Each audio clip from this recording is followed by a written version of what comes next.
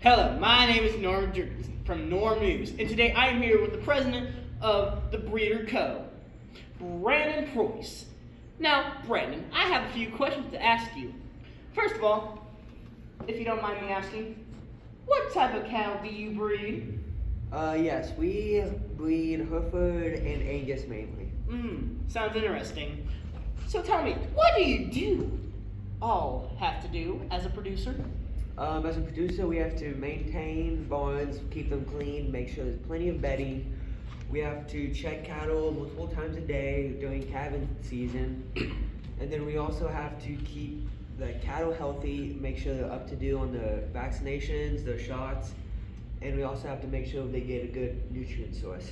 That must suck. How much hay do you cattle need in the winter? In the winter, cattle eat about 2% of their body weight per day. So that's bigger than me. Can beef fuel training and running? Yes, they can train. Yes, they can training and running. Ultra Mathurius. It's a nutrients-dense food that provides several macro and micronutrients needed for building healthy muscle. Now, if you don't mind me asking this personal question, are your cattle raised in pastures? We put our cattle onto pasture in the springtime, and then after harvest time, they will go on the corn stalks. And usually we can leave them out there till October, November.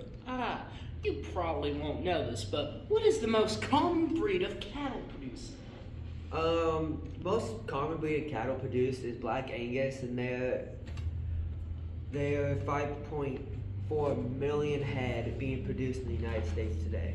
Oh, interesting. So, what is a Hereford for the people that don't know? A heifer is a female that has not had offspring yet. All heifers are young individuals looking for bulls. Sounds like my wedding. So, are your cows ever vaccinated? Yes, they are vaccinated right after they're born, and then they're vaccinated as needed for certain things like sicknesses, diseases, just whatever needs done. So, I have a weird question to ask you. Are you giving your cattle hormones? No, due to the safety of the cattle, we do not give any of our cattle hormones. Okay. Now, the last question on today's topic. Do producers use artificial insemination on average?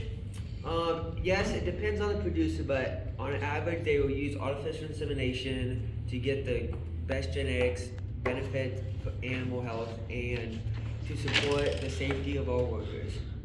Okay, thank you for your time. Now, that is all for Norm News. Join me next week in discovering the secret of my marriage.